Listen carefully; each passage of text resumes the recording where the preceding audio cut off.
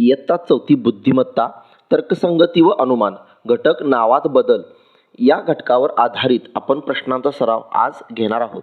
जर मोराला गरुड म्हटले, गरुडाला पोपट म्हटले आणि पोपटाला कावळा म्हटले, तर सुंदर पिसारा कोणाला असतो? या प्रश्नांची उत्तर शोधत असताना सर्वात शेवटी जो प्रश्न दिला आहे त्याचं खरोखर असणारं उत्तर शोधायचं. सुंदर पिसारा कोणाला असतो? तर मोराला असतो. आणि मोराला आपण काय म्हटलं आहे? गरुड. म्हणून या प्रश्नाचं उत्तर येईल पर्याय क्रमांक 2 गरुड.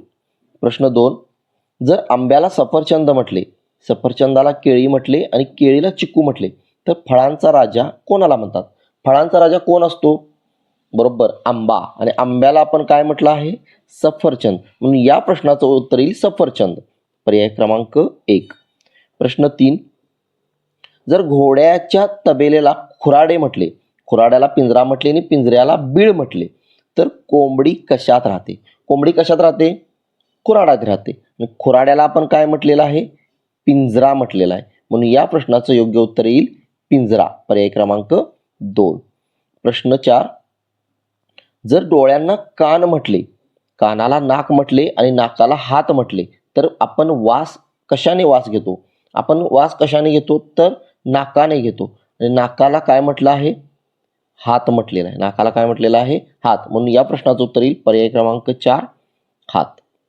प्रश्न 5, जर सायकलला बस म्हटले, बसला विमान म्हटले आणि विमानाला आगगाडी म्हटले, तर आकाशात काय उडते? आकाशात उडणारे काय?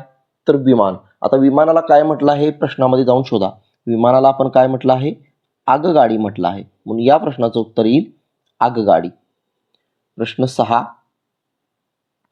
जर गाईच्या वासराला करडू म्हटले, करडूला छावा म्हटले आणि छाव्याला पाडस म्हटले, तर शेळीच्या पिल्लाला काय म्हणतात? शेळीच्या पिल्लाला काय म्हणतात?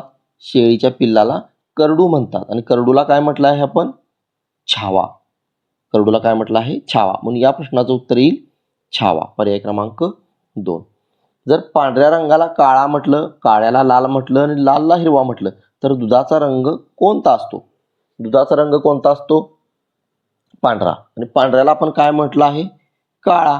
म्हणून दुधाचा रंग आहे काळा. पर्याय क्रमांक 2.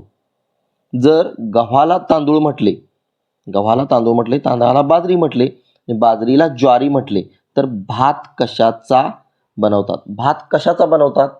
योग्य उत्तर आहे तांदूळ. आणि तांदळाला आपण काय म्हटलं आहे? बाजरी. म्हणून योग्य उत्तर आहे बाजरी. पर्याय क्रमांक 3. जलचर प्राणी, जर माशाला बेडूक म्हटले, बेडकाला कासव म्हटले, कासवाला मगर म्हटले, तर पाण्यात पोहणारा व जमिनीवर न जगू शकणारा, पाण्यात पोहणारा पण जमिनीवर न जगू शकणारा कोण आहे? मासा. आणि माशाला आपण काय म्हटलं आहे? बेडूक. म्हणून योग्य उत्तर आहे पर्याय क्रमांक 1 बेडूक.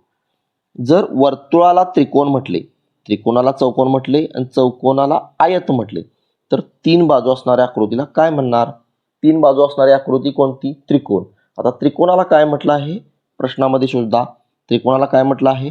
चौकोन. म्हणून या प्रश्नाचं उत्तर येईल चौकोन. पर्याय क्रमांक 3.